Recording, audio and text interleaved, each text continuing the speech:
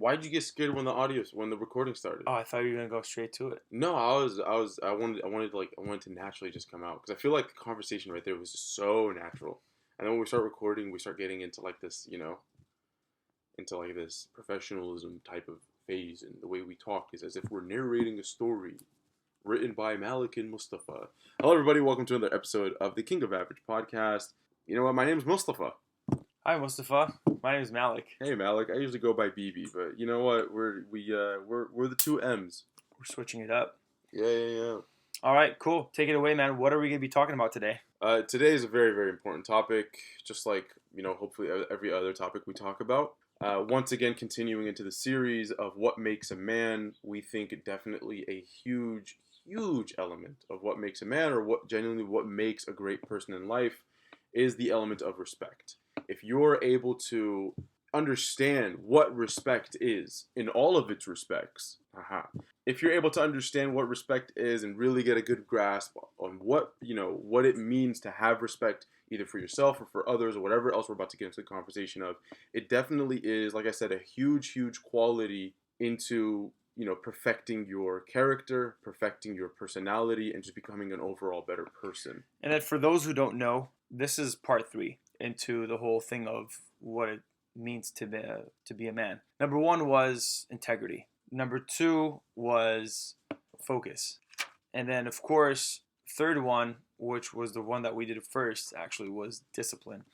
So, we wanted to bring this whole thing up to speed to where we're at today, just for those who haven't listened in, just to know that what we're talking about. So not number 3. I know I said number 3, but this is actually number 4, making basically showing you guys what it means to be a man and how important respect is in that. So I know that you brought up an analogy because you're the king of examples. Let's go ahead and bring that up because I really, really like it. Oh, perfect. Yeah, absolutely. Well, first of all, thank you for I guess the review of the different things we talked about in the series of quote unquote what makes a man. Even if we somehow at some point get to, I believe we have a couple more points left to discuss in this whole discussion of what makes a man.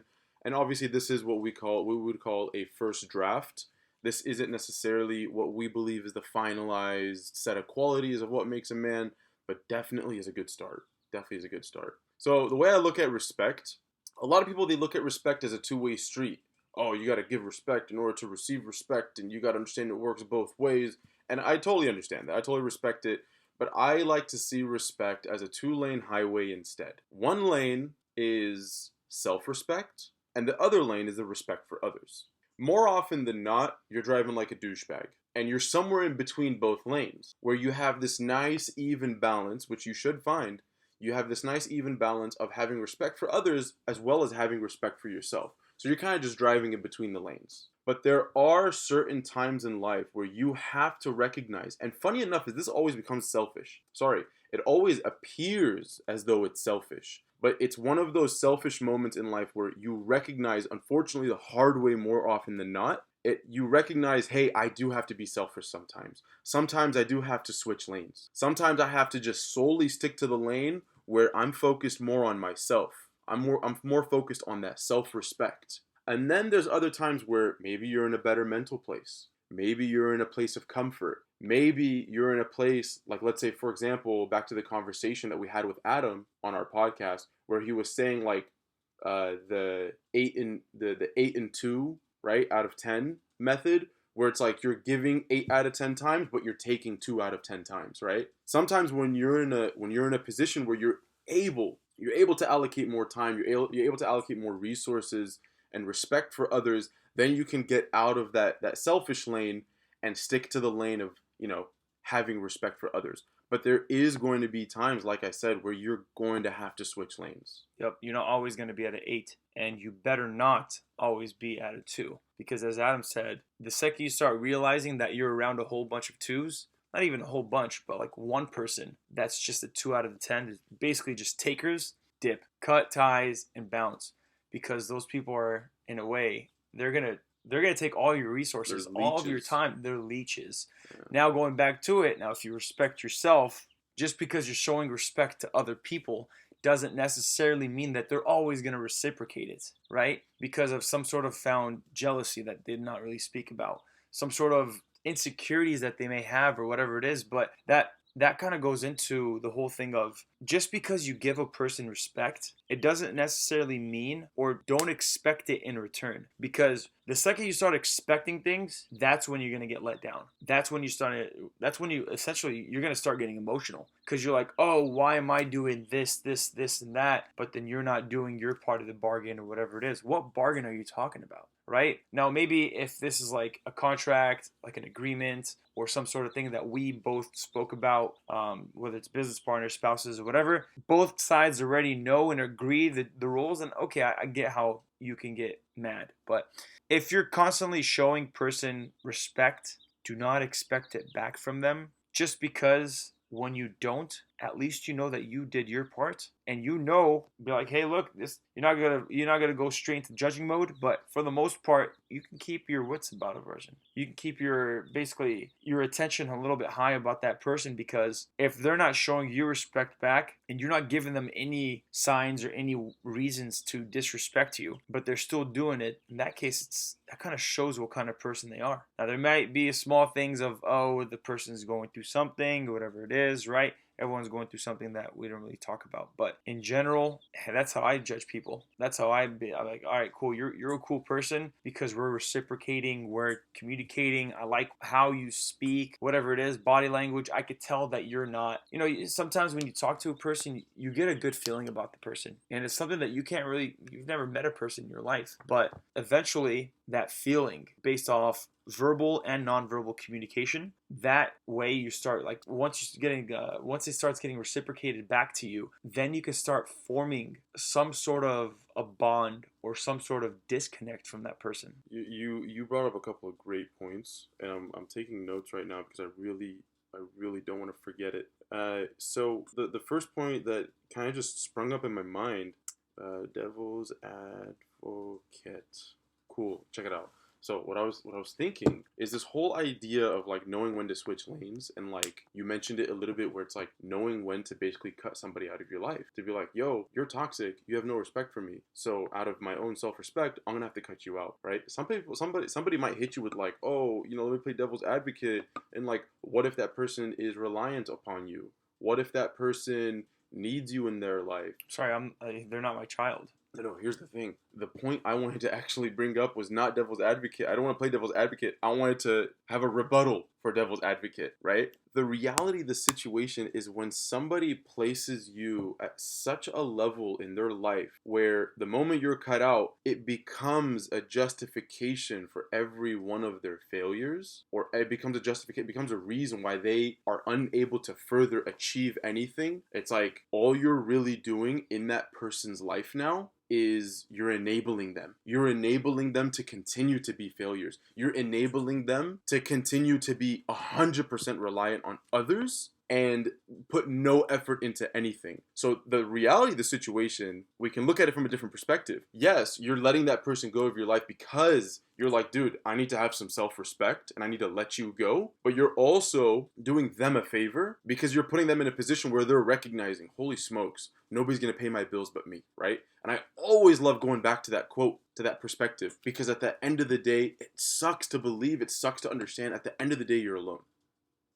At the end of the day, you're alone. And the beautiful thing that we have as Muslims is at the end of the day, we have Allah, right? But the fact of the matter is although Allah will never turn his back on you, when you put no effort, what is he going to give you that you deserve? It's literally just, you have to sit there and think to yourself, at the end of the day, it's my effort. At the end of the day, it's me. I got to take care of it, and Allah will take care of me. This person cut themselves out of my life. Oh my God, I used to rely on them. I used to depend on them on so much. Guess what? When they're out of your life, watch how Allah is going to facilitate your resources by some other means. Put yourself in that position. Be that person, right? Solid. So that's why I wanted to take a look at what devil's advocates, they kind of like that response would be, and let's give it a rebuttal. Yeah. The other thing I wanted to mention is like, there are specific situations where I feel it is important for a person not to expect respect to be reciprocated. flip and say that 5 times, right? And especially as people who are constantly, interested in growth, people who are constantly interested in learning. We mentioned, I think last week or the week before, like the importance of like constructive criticism and having such an open mind towards the idea. Some people, like your parents, I've noticed, especially with my parents, but I've noticed with many other people's parents, but let me talk about mine for a second. Dude, they're in their 60s. You're not going to change their mind. Yep. You're not going to shift their perspective on anything in life. And you know what's crazy? No matter how many times you show them, they are still going to treat you a certain way, to a certain level of respect, even though you feel like, you know what, for what I've done, for the age I've reached, for what I've achieved, flex your resume, right? You can have that whole resume written out in front of them. For as much as you can do, at the end of the day, your parents might still have a limited level of respect that they will give to you. Maybe in their eyes, they place you super, super high, but they'll never let you know, and they'll never give you that satisfaction. In a situation like your parents, or in a situation like mentors are a good one. We talked about before about how, like, you might have this mentor who every time you ask him a question, he'll treat you like you're a kid in the way he gives you a response. And you might feel a little bit disrespected by it, but you're going to be like, you know what? I'm just going to bite my tongue because something's good's going to come out of this answer, even though he's giving it to me like I'm a fifth grade kid, So there are situations in which, hey, you know what? If you're not getting the respect that you're giving, you got to be okay with that. You have to be okay with that. Because especially people like mentors and parents, the more you open your ears and close your mouth, the more you're going to listen. I mean, the more you're going to gain from it, rather. Mm-hmm. And sometimes it's going to come in any way, shape, or form. But that's true though, because like you said listening, and there is a huge difference between you hearing something and you actually listening to something. Because when you hear something, you hear it. I hear the little tick that's going around, right? I hear the breeze. But when you actually listen to someone speak, you're listening, you're paying attention. Where hearing, it's more like a background noise. You can hear the birds chirp, you can hear whatever it is, but when you're actually listening, so kind of goes back to the whole thing of like the student mentality and stuff. And with age, I feel like we do, our ego is like, kind of grows with it as we're getting older. As we age, so does our ego. Well, I mean, it's natural.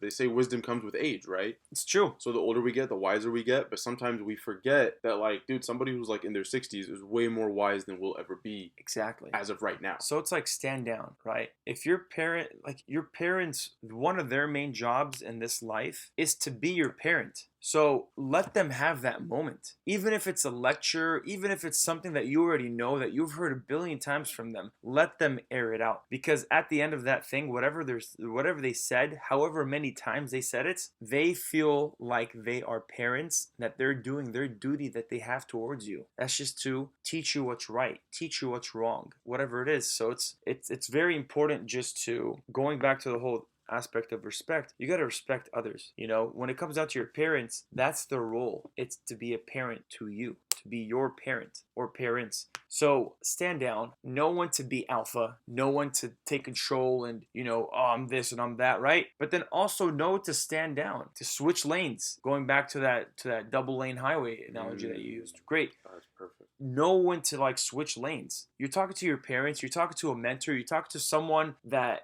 obviously knows more than you, or is trying to teach you, like, if teach you a lesson sounds so bad because it's almost like they're sunning you, but in a way they are, right? For lack of a better term or whatever it is, let's just say they're teaching you a lesson, right? Let's just try to take that in the most positive, good intentioned way. You need to switch lanes. You need to know when to step down and be led, as opposed to constantly thinking that a person of respect is a person that is always leading. That's not always the case, because it's empowering to have other people lead and you take the side, you take the back seat or whatever it is. It's very empowering for other people because that shows the respect that you have towards them, towards their judgment, towards their knowledge, before anything. That says a lot about it. So just because you are necessarily the person of the house, the leader of the house, switch lanes. Let another person take lead. They're gonna respect you so much more, as opposed to you constantly being being overbearing, you always having that final word. Just step aside and let others lead and be led at times, and you'll find a big difference in the relationship that you have with others and the amount of respect that you guys have towards each other.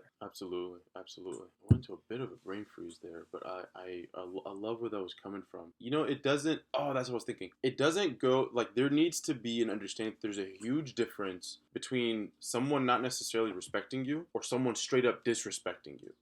There needs to be a huge difference. But what's really cool as well is when you're in a position where you're like, okay, you know what, around this person, let's say for example a parent, around this person I just need to bite my tongue more often, or around this mentor I just need to understand that my presence is going to allow me to grow, and I'm just going to just take it however it comes, right? Believe it or not, switching that lane into respecting them and kind of in a sense putting your own respect on the back burner, sometimes the right person who has the right perspective will see that ultimately as a huge sign of self-respect, and it will earn you even more respect than you quote unquote earned. Right? Which I want to get into this conversation of like earning respect in general, right? People always say it's earned, not given. Now, a lot of that, believe it or not, it really comes down to, you know, funny, we're talking about it. It really comes down to reciprocating respect. More often than not, you have to be in that position where you have to put your ego aside once again, and you have to give respect before you can receive respect. And I feel like this is a common situation that happens with like strangers, random people you've never met before. You mentioned in the last podcast specifically how when it comes down to random people, they need to prove themselves to you before you can trust them. And that's fine. That's like a preference. There's no argument to that. But there still is a level of respect that you always have by default. By default. All right, cool. Yeah, it's not like I'm constantly going around like zero respect, you scumbag. No. Like there's obviously. No, I thought you were just a total of a-hole, bro. Honestly. Yeah, no, for sure. There's a default level of respect that everybody can expect from Malik, Look at him covering himself, whatever. We believe you, Thank God. But the reality of the situation is in most new scenarios where it's somebody you've never met before, it's a complete stranger, it's, maybe let's say, for example, someone at the register at the grocery store. Whatever the case is, you have to be the person to initiate the ego curve. You got to curve your ego, put it aside for a second and say, if I want this interaction and all future interactions to go well by any standard, I need to be the one who initiates respect. There's, to cut you off real fast, my bad, but I thought about this. There's a saying, in order to be liked by others, or in order to get their interest, you need to be interested in them first. If that is not the number one takeaway from Dale Carnegie's book, I don't know what is. Yep, How to Win Friends and Influence Others. Yeah. You need to be interested in them first, right? Sports, hobbies, whatever it is. Mm-hmm. Once you're interested in them, they're eventually going to get so gassed up. They're like, oh, heck yeah, that they're going to like you. Yeah.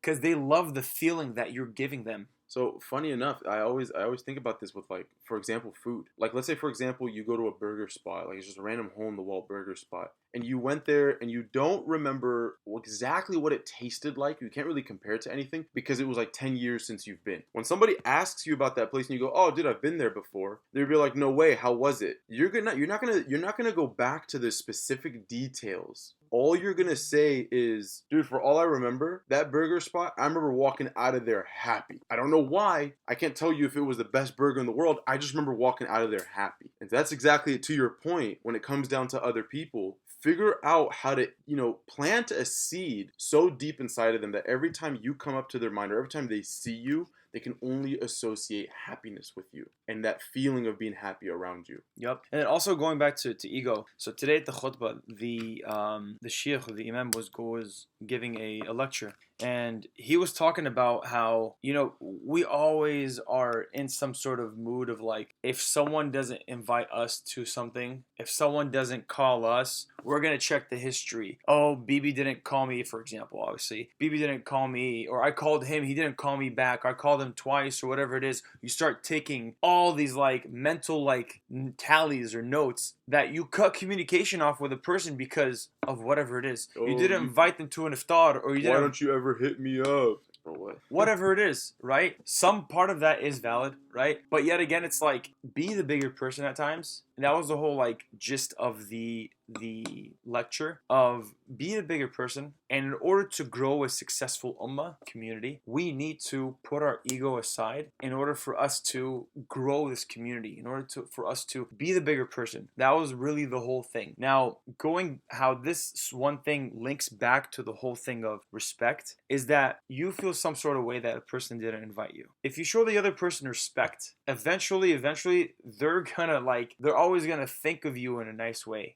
If you're a person that's very stern, that's always has to be your way. Compromise is out of your vocabulary. You've never heard of the word compromise in your life. There's no sort of finesse. There's no sort of whatever it is. You're going to be a person that's, in general, I wouldn't say people disrespect, because that's a huge thing to say. Not at all. But I feel like whenever they think of you, that first thought is not going to be pleasant. So whenever people remember you, you want, for the most part, for you to be a cause of someone to smile, for a reason for someone. So yeah, as men, we're kind of taught to be stern, to be, in a way alphas, in a way to be, you know what you want, you get what you want, by no cost, just go ahead and do what you got to do, whatever it is. But at the same time, it doesn't mean that you completely have it one-sided. You only have it one way. Like, communication is a dance. Respect is the whole dance as well. We always have to, maybe if you start hitting up other people that you haven't hit up, they're going to start opening doors for you that you would have, that you thought was closed. Did you actually get the time to actually listen to them? The reason why they haven't, how were they busy? Was someone sick? Was someone in the hospital? Right? You just cannot automatically assume, because the second you start assuming for a lot of things, and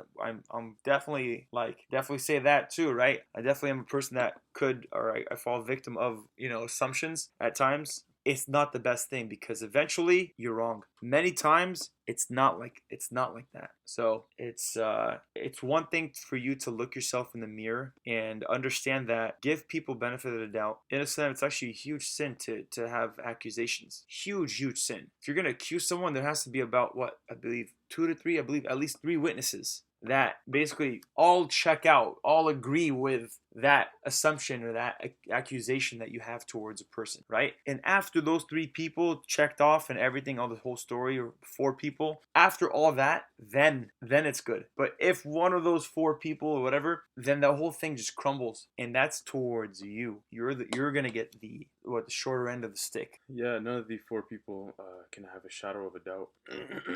Yeah, no, accusations is definitely very immature. It's childish.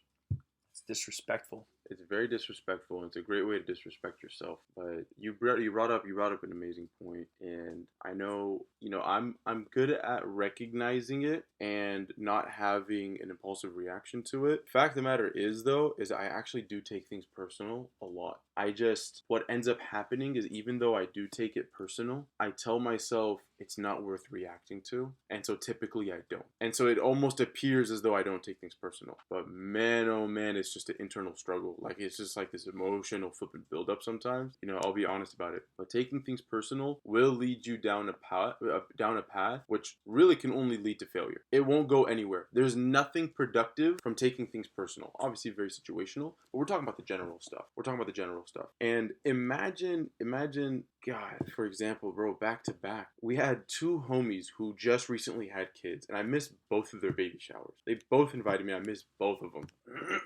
And I felt like I disrespected them so flipping hard. But it was amazing to see both individuals in person, and the way they still smiled at me, the way they still shook my hand, and the way they still respected me as their homie, and they didn't take it to a personal level. God, it really just, it placed them at such a high level in my eyes. Because, and it wasn't even like they gave me the benefit of the doubt. They were just like, oh, okay, whatever, he didn't show up. All right, cool, it's fine, And it's, like I said, they just maintained their self-respect, and once again, I'm not the type of person who, like, I don't like to take things personal, and I don't get petty, and I don't have these emotional, impulsive reactions. But even if they were to start treating me different, like when they gave salam to me, they gave me like the side eye, or they just didn't want to talk to me for too long and they just moved on. Like, it would cause me to, one, be like, oh man, I really feel bad because they feel a certain way. But at the same time, be like, why are they acting like children for? So it would make them lose respect in my eyes, right? But the fact that they still treated me with respect, even though what I did to them was like to a certain degree disrespectful, it places them super high in my eyes. And another idea behind, not taking things personal is you have to recognize, similar to people's insecurities, you don't know what traumas people have been through. You don't know what their backgrounds are. You don't know what their upbringing looks like. You don't know what they've been through. You don't know what they're going through. Right? So in the instance that like somebody doesn't give you a call twice a week, or like somebody doesn't invite you to hang out every other day, or whatever the case is, right? Something that you feel disrespected by that really isn't that big of a deal. Which is like, I'm sorry, dude. If that's the case, grow up. Actually, if it's kind of a petty matter, something that really isn't significant, and you feel yourself, taking it personal, dude, simply ask the question, hey, what is that person going through? Like you said, give them the benefit of the doubt. Don't assume the worst. Don't be like, man, that person's, parents probably died. Like, hey, yo, chill out. You don't have to make it crazy. But just give them the benefit of the doubt and just be like, hey, you know what? Maybe I don't get it. Maybe I don't get it. And if they didn't show up to something that you invited them to, heck, why not? After the event is over, give them a call. Yo, you didn't show up today. I just wanted to make sure everything's okay. Are you all right? Do you need help with anything? They'll be like, dude, you know what, man? I'm so sorry. It's not even that big of a deal, blah, blah, blah, blah. Or even go as far as asking them, you're like, yo, dude, is there something that I did that made you feel that you did not want to attend my function? Is there something that I did wrong? Did I ever disrespect you in any way? Don't take things personal. Give people that benefit of the doubt and recognize, dude, you don't know everything. So that kind of leads me to the whole thing of we always have our guard up. We always want to see who's giving us respect. But at the end of the day, I got a question to ask everyone, including myself, right? Do you respect yourself? That's going to be a very important question. Only you can answer. You're out here, oh, that person is respecting me. That person that guy disrespected me. That person, whatever it was. But at the end of the day, do you actually respect yourself? Are you doing things to lower yourself? Are you doing things that hold you back in this life from your potential? Are you doing things that are going to be short-term, even long-term, detrimental to mental health, detrimental to your health, detrimental to overall your whole life? Tell me. And this might sound a little weird, but is it fair to expect respect from other people towards you when you don't even respect yourself? That's huge. That's something I've been thinking about a lot lately, especially as we get older, because we were mentioning it a moment ago, as you get older, you get wiser, right? And more often than not, I feel like in situations where I've disrespected myself and allowed others to then disrespect me, I take a step back and I look and I go, you know what? I deserve that. I'm not even going to be upset about it. And the reason why this has been on my mind a lot lately is because it really comes down to the relationship dynamics between boys and girls nowadays, and how hookup culture has become so common and such an easy thing that's so accessible to anybody, right? And the funniest thing about it is, here you have, we're gonna say guys and girls, no doubt. We're gonna blame everybody. Everyone has their fair share. But there are so many expectations that we expect from a life partner when in the moment or in our own pasts, we absolutely had no respect for ourselves. There are so many girls who have so many demands of guys nowadays. He needs to be this, he needs to be that, he needs to be this, like, first of all, check yourself. You need to understand what it is you're doing now and all the wrongs that you're committing that you think are going unnoticed, right? Before you demand a high level of respect from others, you need to have a certain level of respect for yourself. And it shows. And you know what the craziest part is? There's so many, you hear it so many times. It's like, oh my God, I don't know why I keep attracting the wrong crowd. I keep attracting, bad people. Figure it out. When you carry yourself with a certain respect, others will see. And when you carry yourself with a certain respect, when you have no respect for yourself in public, guess what guys are going to do? They're going to see you as an easy target. When guys carry themselves with no respect in public, guess what's going to happen? They're not going to get any respect either. They're going to get taken advantage of. And there's so many situations in which could easily be avoided if people just demanded a high level of respect from themselves to justify getting a high level of respect from others. The way you carry yourself is what you're going to get in return. Mm-hmm. But I'm sorry, if you have no respect for yourself, sorry, why do I have to respect you? Why do I have to respect you? But once again, it's the grown-up thing to do. Be the bigger man and just be like, hey, you know what? You're going to get a default level of respect from me, but the further you disrespect yourself towards me, and the further you disrespect me, I'm sorry, that's just the sooner I'm going to have to cut you out. It's true. Out of respect for myself. Yeah, it's like the further your disrespect goes towards me, the farther I'm going to go away from you. Yep, deep. Yeah, man. We're having a talk, man. We're having a talk, bro. We're having a talk. We're letting it out, dude. I feel like I haven't blinked in like 6 minutes. No, we're at good timing. I guess really to kind of just close this off, because that was good. I feel like we covered a lot. You know what, bro? You can talk. We can edit all this out. What do you want? Okay, cool. You want to keep talking about? Do you have self-respect? No, I think we're good with that. I'm saying like the whole petty part. Oh, okay. I was like, okay. Yeah, no, that one. I'm not even gonna like. I wrote that down, not even with the intention of like Having up like a whole discussion. Topic and, like, it was just one of those things. I'd be like, Medic, I want to ask you a question. Is it ever okay to be petty? Why are you petty, dog? You want me to be honest? You're petty, bro. You want me to say? I only thought about this because of you. I know. That's why you're like, you're gonna hate it, and then you're you're gonna love it. Shut the flip up, bro. You can curse. We can edit it out. Unless you're just being a good boy. I'm just trying to be a good boy, bro. Hey, bro. Honestly, you were talking about it, and I thought about it. I was like, dude, how sick is this? Open your ears. Close your ego. So honestly, bro, when is it ever okay to be petty? All the time. All the time. You know what? I'm gonna actually hang on to that question for the next topic. Okay. Or maybe the next topic, because I feel like it applies to yes. It applies to both groups really well, actually. So we're gonna hang on to the idea or the discussion of being petty, right? When is it okay to be petty? Is it ever okay to be petty? When have we caught ourselves being petty? All the time. And doing things out of spite. Is actually a great point for the next topic. But nonetheless, I guess the biggest takeaway when it comes down to this whole topic of respect, we always like to circle back to the idea of what makes a man. Definitely one of those qualities is the quality of respect. How does having respect apply to being a man, right? In order to perfect your character, in order to perfect your personality, right? In order to be a better son, daughter, brother, sister, husband, wife, in order to be the best person you can, you have to understand what it is to have respect for yourself and what it is to have respect for others. Because without having respect, without both parties understanding this concept of respect, chances are that relationship is in a downward spiral headed for the worst. And with that being said, open your eyes, open your ears. And with that being said, open your ears, close your ego. Boom. It's been your boy BB, and I'm here with Medic. And that is another episode of the King of Average podcast. We hope you've been listening in because it's been a great talk. Thank you so much, and we'll catch you in the next one. Peace.